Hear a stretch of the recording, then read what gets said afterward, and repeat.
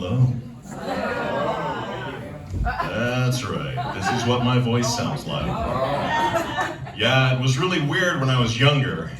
Mama. Dada. Mine. It was weird being the only bass in 3rd grade. Yeah. No, I worked on the radio for a long time. This is just how my voice comes out. My wife is totally used to it. I'll get home later, walk in the door. Hi, honey. Yeah, it's 5 minutes after the hour. 95 degrees outside. Light to moderate traffic on the surface streets, and I'm home. Up next, we've got dinner, yoga pants, and an episode of Grey's Anatomy on Netflix. And stick around, I'll be whispering all your favorite sweet nothings all night long. And the request lines are open. I always wanted to be a performer. When I was a little kid, I took ventriloquist lessons. You look scared. No, I didn't bring a little friend with me or anything like that. We're not doing that. No, I was really good at the voice part, but bad at the puppetry part. So I just told everybody the dummy was paralyzed. Does that make me a horrible person? Y'all, the real reason I don't do ventriloquism anymore is this voice does not work at little kids' birthday parties. Hello, children. Would you like to be my friend? The kids are all running away. Stranger danger! And the single moms are slipping me their phone numbers. Yeah. There you go. Yeah. I got fired from a radio station. I came out of a Def Leppard song and said, now there's a band I'd give my left arm to be in. Okay, so we have the Def Leppard band. Def Leppard was a band. Kind of like Coldplay, only with frizzy hair, leather pants, and misogyny. Yeah. But their drummer was in a terrible car accident, and he lost his left arm. Yeah. But he can still drum, right? Which is amazing. And there is no one I would rather sit next to on an airplane, because you get that sweet armrest to yourself. Yeah, now that makes me a horrible person. Yeah, I had a lot of fun. I've done a lot of really cool stuff with my voice over the years. The weird thing is that most guys go through the period of voice changing where it's like popping and squeaking and stuff. Not me. No, my voice changed during an audition for the school musical. I started way up here and it ended way down here. But for the rest of the year, I could call the school. Hello, this is Mr. Atkinson. Ryan won't be at school today. Yeah, and it worked great, except that I started working on the radio, and then I was afraid those phone calls and the radio would start to conflict a little bit. Brian won't be at school today because he was caller number 3. Yeah, it's weird. I get phone calls and people think I'm a robot. Hello, this is Brian Atkinson. Thank you for calling. I can hear him pressing buttons. Operator! Talk to an operator! And then I have to call my mom back and tell her that I'm selling her a reverse mortgage. Yeah. So awesome. I sing bass, which is fun for me, but no, true story. Yeah. But like, just out of curiosity, how many of you like to sing along with the radio? Let me hear by applause. Yeah. Okay. How many of you rode here with someone who likes to sing along with the radio? Yeah, there we go. Those are the true stories there. Yeah, I would love to sing along with the radio, but if I do it, it gets so creepy so fast. Like, I'm a big fan of the Police. That's a band. They're kind of like Coldplay. Oh, yeah. I haven't called you Cupcake at all. Pam? Yeah. Sir, what's your name? Herman? Herman, the Police were a band. They're like Coldplay, only with sting, spiky hair, and social awareness. But if I sing along with their song, Every Breath You Take, it gets really creepy really fast. I'll be watching you. And you don't want me to be a chaperone on your kids' school field trips. The wheels on the bus go round and round. And it's the worst at Christmas. Santa Claus is coming to town. He sees you when you're sleeping. That's just terrifying. Yeah, I did some voiceover work, which is really fun. I enjoy doing that, and I had an agent for a minute. He sent me out on a job. The very first thing he sent me out on was not for my voice, it was for modeling. I was also surprised. Yeah, I got there and they said, yeah, welcome, we're gonna do a catalog model shoot. I'm like, no, you got the wrong guy. I'm like, no, really, you're gonna be fine. I was like, here, put this t-shirt on. I put the t-shirt on, I looked down, it says, everyone loves the big guy. And that's how I found out I was a plus size model. Yeah, I've been trying to lose weight. Last year I lost 40 pounds. Thank you so much. Don't worry, I found it. It was in the fridge the whole time. Yeah, my wife and I have a cat, and our veterinarian now says the cat is overweight. I'm like, yeah, me too, cat. No, the problem is the cat's getting too much people food. Yeah, me too, cat. Yeah. So now the cat gets two kinds of things on their diet. It's the senior cat formula and the indoor cat formula. And I think they both taste terrible. Well, we've each lost 6 pounds, so it really shows up a lot more on the cat, honestly. But my coat has never been so glossy.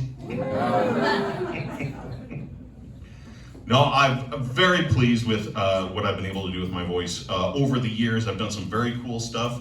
A few years ago, I auditioned to be the PA announcer for the Chicago Cubs. Now, yeah, I grew up in Chicago, and thank you. All right, thanks, man. All right, sweet. Now you want it back in? Like, no, I'm not Cupcake anymore. I'm just Pam. Now she's like, Chicago. Woo, all right, sweet. All right, so that's how this works. I see. Yeah, so I grew up in the Chicago suburbs. I am a huge Cubs fan. I got this chance to audition, and the PA announcer is the guy who's up in the booth going, now batting. I would have been so good at that. I did not get that job. But I got to call a pretend game. The Cubs were all the way at spring training. The crew was painting the railings and the seats and getting it all ready, and it was so great. I got to hear my voice ring out through the friendly confines. It was awesome. But after that, they brought me back down to HR to make sure I knew a few things about baseball. I got this, no problem. Can you name a way that a player can get to first base? Sure, yeah, you can get a single, a walk, or base on balls. You can get hit by a pitch. There's an obscure way that if a catcher drops a third strike, it's called a pass ball. You can actually steal first. But I think the one that everybody forgets about is dim the lights, open a bottle of wine, put on some Coldplay. You'll be on first base before you know it. I think I really missed out on something with my voice, and that was movie trailer voiceovers. You remember those? The In a World, In a Time. I would have been so good at that. I want them to redo The Terminator, but with today's technology. In a world before Siri, in a time before Alexa, before Hey Google. It was always there, always waiting, always listening. Clap on, clap off, clap on, clap off. All right, good job, yeah. Everybody likes that joke except that guy from Def Leppard, because...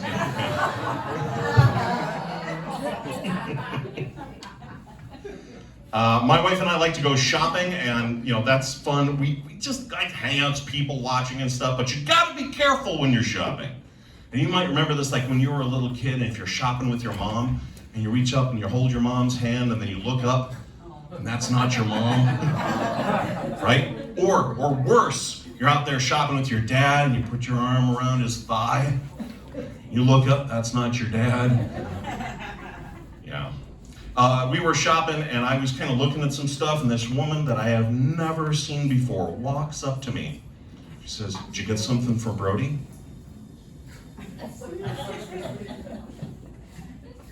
I have no idea who Brody is. I've never seen her before in my life. I don't know who Brody is. She realizes I'm not who she thinks I am and kind of scampers away, but I'm in. I'm like, "Does he like Lego?" Yeah. I just met her and already I'm responsible for Brody? No, I'm gonna need a paternity test, is what I'm saying, yeah. Although I do give off some strong Brody's dad energy, you know, BDE. Yeah. All right, cool, all right. Yeah, so then we're shopping again, and I looking at something, and this woman, who I've never seen before, walks up to me, says, "Did you hear what I was saying?" Look around. I don't know, but... And then she realizes I'm not who she thinks I am. Takes a step around me, walks up to this other guy about my height, similar coloring and hair and beard, similar clothes. "Did you even hear me?" I look at him, he looks at me. Yeah, we knew, yeah. I have a face that women want to question. That's what it really comes down to. So my wife and I are shopping in a bookstore. It's her favorite place. She loves to read. So she's in her section in the romance novels. She's looking at stuff, and I take a lap around the store, and I wander around, look at some stuff, come back, and I find her, and it's winter, so she's got this long black coat on, and she's bent all the way down at the bottom shelf. I take a peek around, I get up behind her, and I goose her. And it's a good one. Both hands on a honk. And then, this woman I've never seen in my life stands up. "What are you doing?" Like, "Did you even hear me?" "What? Who do you think you are?" "I'm Brody's dad."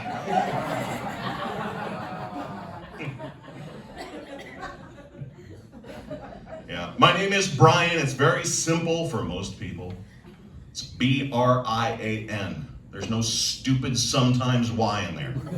But every day, I get a text or an email somebody sends me, and they spell my name wrong, and it comes across like part of the human anatomy. Yeah, Brain, thank you for playing. I have some lovely party gifts for you over here. Yeah, Brain, every day.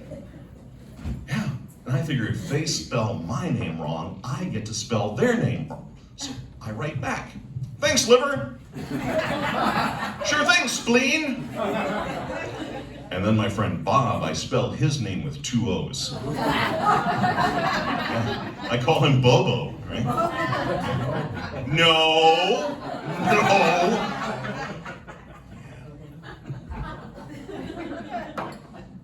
I grew up adopted, and that's not very strange or funny or anything like that, but I was adopted twice. The first one didn't take.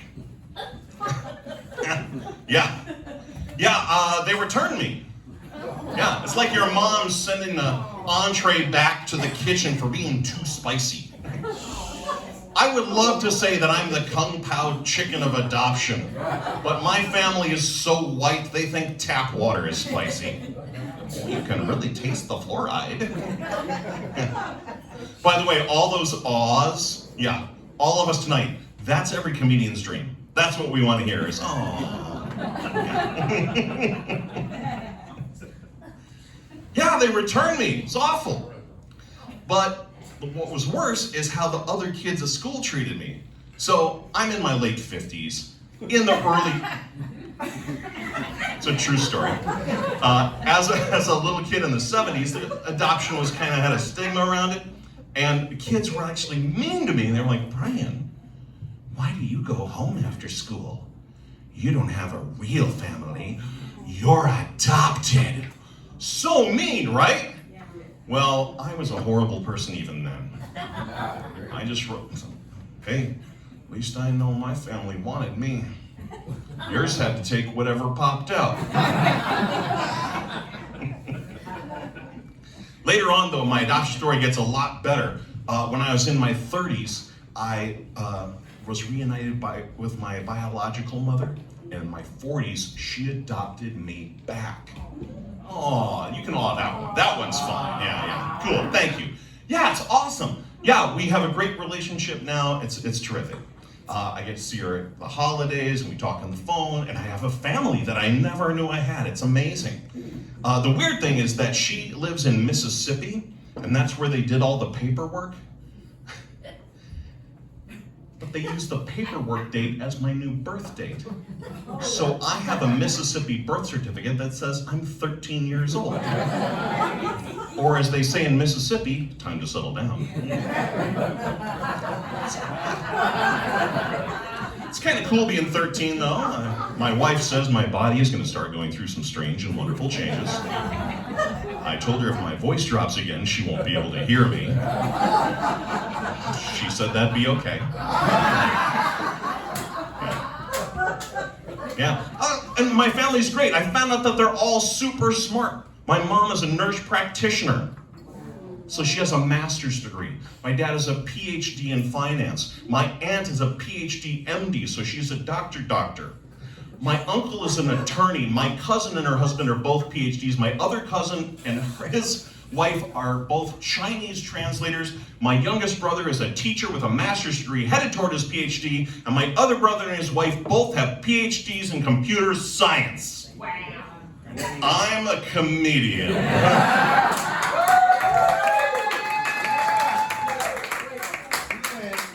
At a winery in New Hudson, where all of you people are sitting here enjoying your alcohol. Yeah. Juice boxes, snack packs, or I don't know what you got there. Yeah. No, it's great. My family's wonderful. It's really awesome. Though I do feel bad sometimes that I'm the only one who likes their job.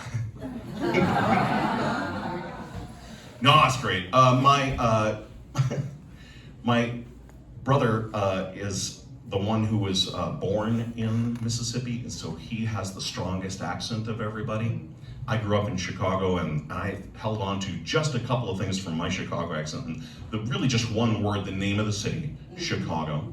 Working on the radio, I had to drop lots of pronunciations and so on, but with my family, they've been in the deep South so long that they don't sound like they were ever Yankees. Like, when they say my name, it comes out, not brain, because they all have PhDs. Yeah. No, it'd be B-R-I-I-I-I-I-I-N. Ryman. Yeah. I can't tell if they're making a turkey or a batch of pickles in brine. Yeah. Yeah, but my dad has, he's been down in the deep South for so long, you can't tell he was ever a Yankee, except when he makes gumbo. And then it's just one word, and see if you can spot it. All right, now when you make the gumbo, you gotta get your celery, your onions, and your peppers. That's the holy trinity. You get that into a roux, put some bay leaves, some Creole seasoning in there, and then you gotta shove in some sausage. Sorry, what's that, Dad? Oh yeah, you gotta have some andouille sausage. That's the most Chicago word of all time, is what I'm saying. Yeah. Yeah, the first time I ever talked to my youngest brother on the phone, he's the teacher with a master's degree. Yeah, I call the house, he answers, hello? Hello, David? Oh, hey, brother man, we just talked about you. A friend of mine just had a baby in the hospital. Go and take a look at it. I thought I'd call that guy Boomhauer from King of the Hill. The thing is, he's a teacher.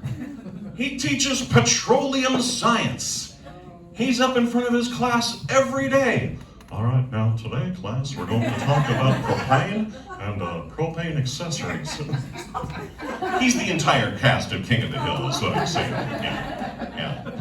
The first time I ever got to spend time with both my brothers, we were at our mom's house and we were looking through photo albums. I didn't grow up with them, they didn't grow up with me, so, we had to get to know each other.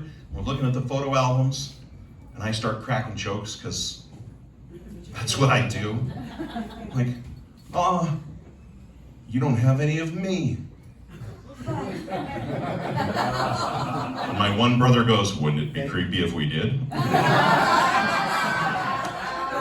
And that's how I knew I had real family.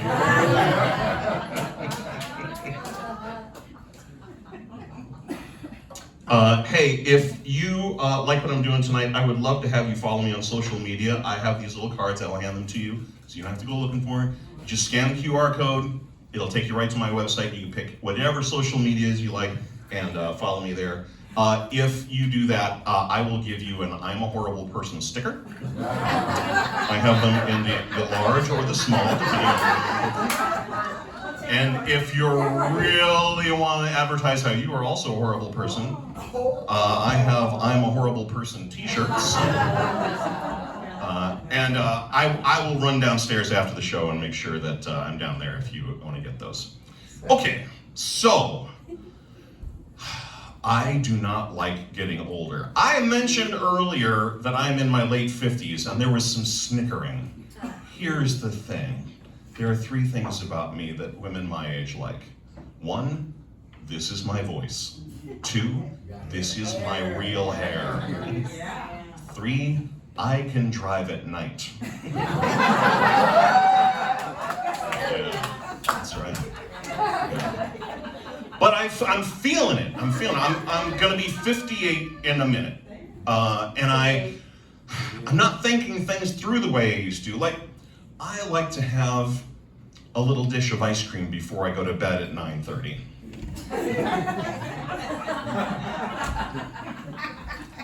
And my ice cream of choice last week was coffee ice cream. Now, coffee ice cream is the international flavor of getting older. Coffee ice cream is like driving down the highway in the left lane with your blinker on at 54 miles an hour. Coffee ice cream is like having a little dish of hard candy on the table next to the sofa, an unwrapped hard candy. Yeah, the candy isn't wrapped in plastic, but the seat cushions are. Yeah. All right, sweet. So, it doesn't occur to me, because I have 1 cup of coffee every morning because I can't handle the caffeine of 2 cups of coffee. And it didn't occur to me that at bedtime, coffee ice cream contained, coffee. So I have my little dish of caffeinated ice cream and go to bed at 9:30. Yes, at 9:30. And I go right to sleep. And I woke up at midnight and laid there for the next 5.5 hours with my CPAP on the entire time. Yes, I have a CPAP too. If you don't know what that is, I sleep with a snorkel that blows 35-mile-an-hour wind up my nose so I don't choke to death in the middle of the night. I am often concerned about how many people like the idea of me choking to death in the middle of the night, but I'm gonna let you have it. I found out I had sleep apnea when my brother and I took a guy's trip, and we shared a hotel room, and the next morning I find him staring at me. I'm like, what's the matter? He's like, dude, you stop breathing a lot. You need to see a doctor about that. So I got a sleep study. If you haven't ever had a sleep study, you don't know what that is, they wire you up like Frankenstein's monster. The wires all over the place, the neck bolts, and we're gonna let you sleep about half the night. Then we're gonna wake you up, give you something to help you breathe, and see how you do. So I go to sleep. They woke me up after 45 minutes. We have all the data we need. We can't ethically let you keep sleeping that way. Here's your CPAP. And I slept through the rest of the night, and in the morning I felt rested. Is that how people are supposed to feel in the morning after a night's sleep? I was amazed. I was so excited I called my ex-wife and asked her if she ever noticed. Oh yeah. You stop breathing a lot. She noticed. She knew. She never said anything. She was just waiting. Oh, please. Oh, please. Oh, no. Every time she went to suffocate me with a pillow, I had already stopped breathing.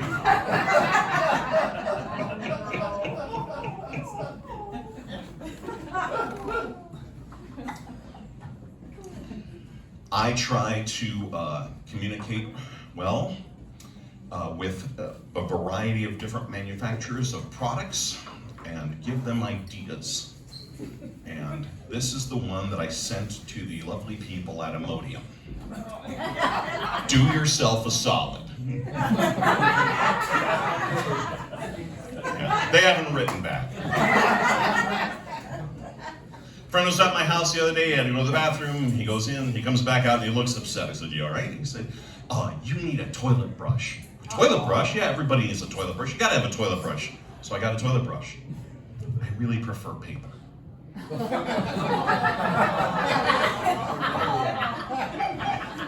Have you seen the Charmin commercials with the cartoon bears? Oh, yes. Yeah, and they're arguing about who left their underwear on the bathroom floor. They're not wearing clothes. What did Charmin think? Do bears really use Charmin in the woods? Let's be honest, cartoon bears are not known for their clothes. Winnie the Pooh, red t-shirt, no pants. Yogi Bear, hat, collar, necktie, no pants. Paddington Bear, rain hat, galoshes, raincoat, no pants.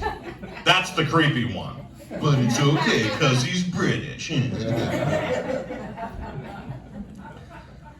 I just got myself some new underwear. Well, new to me. I'm shopping at Goodwill. Yeah. All right, no, I'm kidding. No, look, if you are donating your underwear to Goodwill, knock it off. Take yourself over. Walmart's right around the corner. Get yourself a 12-pack of Tidy Whities and take those to Goodwill and donate that. If you feel like you need to buy your underwear at Goodwill, call me. I will go to Walmart and get you a 12-pack of Tidy Whities and give them to you. But let's be honest.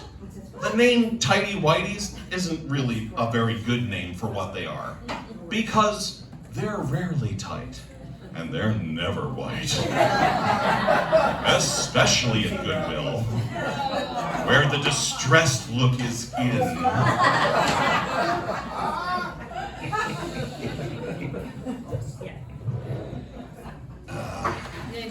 My wife and I are very different from each other. We're 11 years apart in age. And yeah. I said earlier I don't like getting older. It's true. I've had 2 back surgeries. Yeah.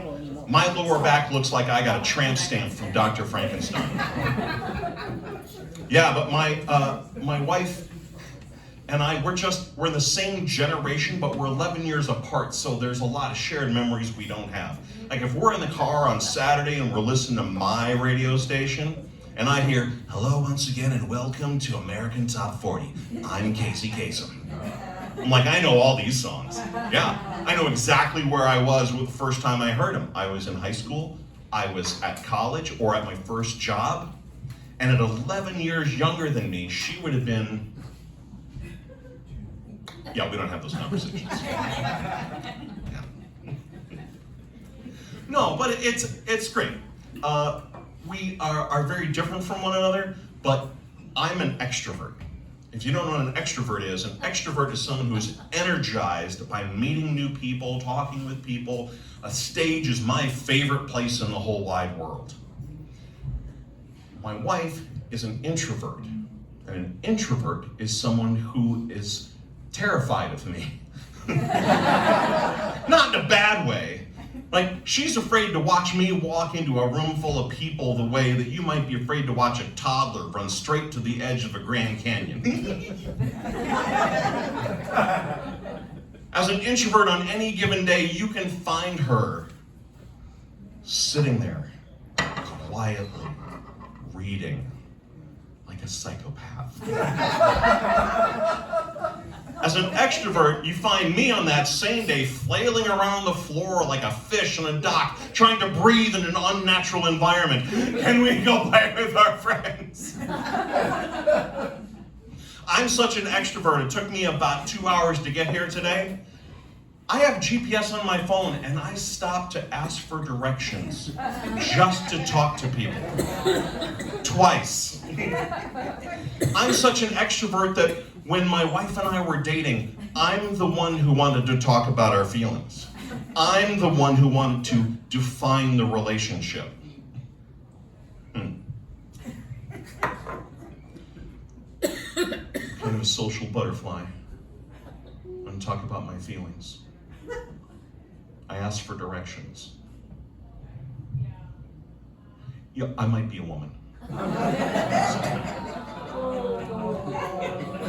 But my wife likes to watch sports. Yeah. She's kind of quiet. She can't load a dishwasher to save her life.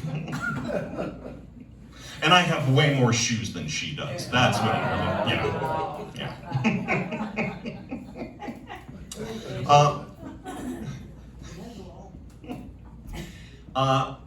I don't know if anybody here suffers from fear of clowns.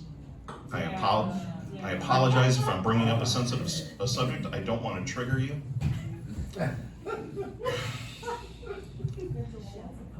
If you're afraid of clowns, it's fine as long as you've got a good reason. Now, I grew up in the suburbs of Chicago where John Wayne Gacy was operating.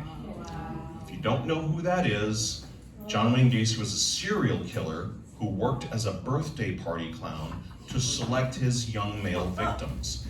And I was exactly his type.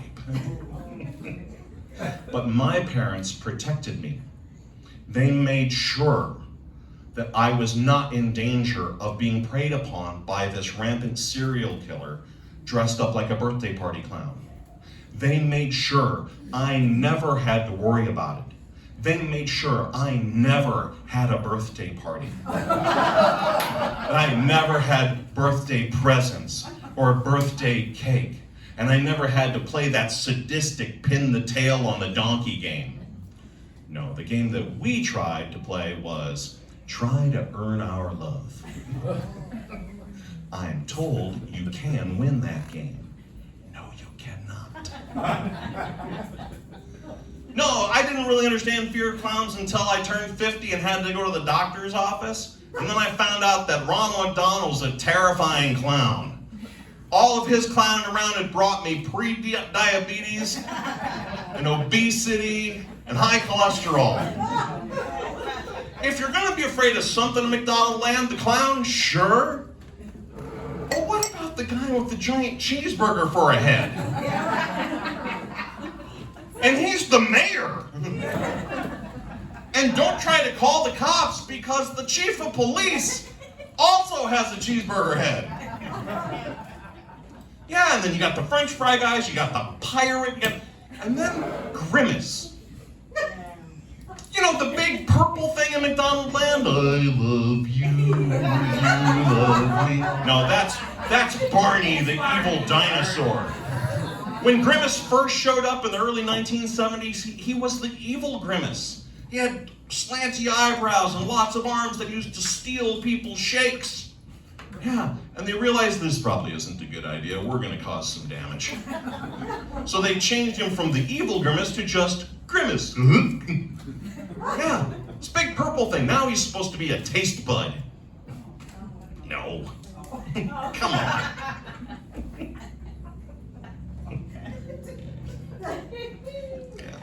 All right, now I don't know if you guys spend too much, segue, come on. Hang with me. I don't know if you spend as much time on the internet as I do, but it's way too much. And it's a problem, yeah. Do you guys have those neighborhood groups? Well, there's the Nextdoor app and stuff like that, yeah? Do you guys do any of that? Yeah. No, definitely not. Who's asking?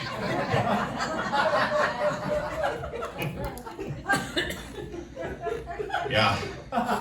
I found out that the year I was born, the name Brian became the most popular name of all time. At that time, in that year, there were more people named Brian than any other time. And there was a woman's name that also peaked that year, and that name was Karen. Now look, I am not here to pick on anybody. If your name is Karen, I am not going to make fun of you. I met some, look, we've been taking your name in vain. It's wrong, and I'm sorry. Okay? So we got to stop that. So I met someone named Karen the other day. I tried to apologize to her. She stopped me, corrected me. Of course she did.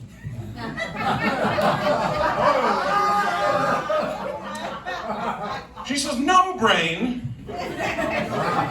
My name is Karen, but I'm not a Karen.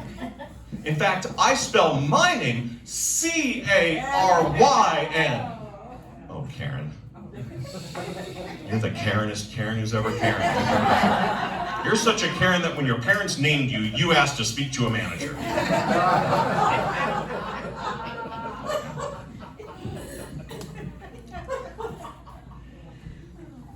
How long do you wait on social media to unfriend someone after they die? Is it like a week, the same day, during the funeral? Or you do what I did. Someone I've known almost my entire life passed away, and I didn't unfriend him on social media, and then a few months pass, and you're right there with me. Yeah, easy now, killer.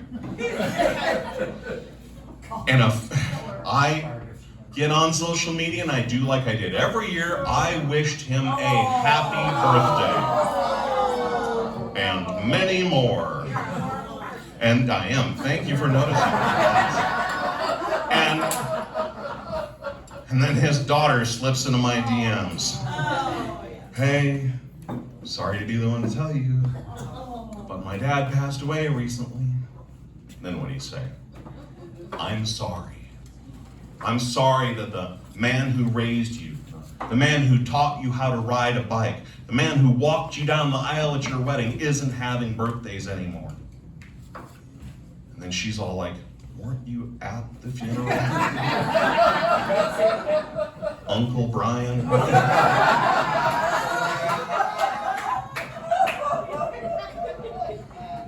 Whoops. Yeah, but you got those neighborhood groups in there, and people in those groups are bad at keeping track of their pets. They lose a lot of pets. Yeah, the other day, Jenny lost her chicken, because apparently chickens are pets now. Well, I'm a horrible person. I wrote back, hey, Jenny, have you looked on the other side of the road?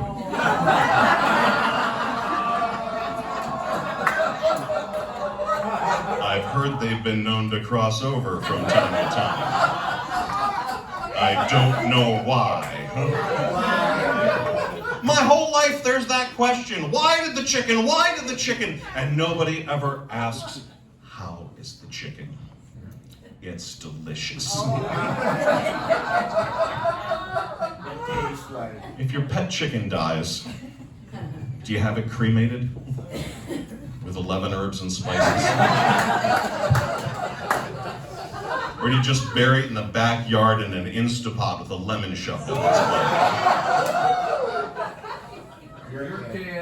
Beer can.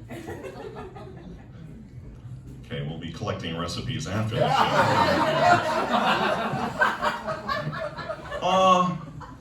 How did your pet chicken die? It was battered. You guys have been a lot of fun. Thank you so much. I will see you downstairs, but please bring it back up for Patty Rooney.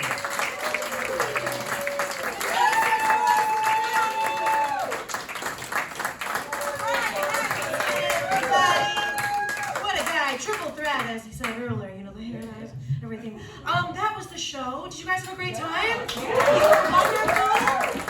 Thank you for coming out. If you look on your table, cool is your menus have a next show coming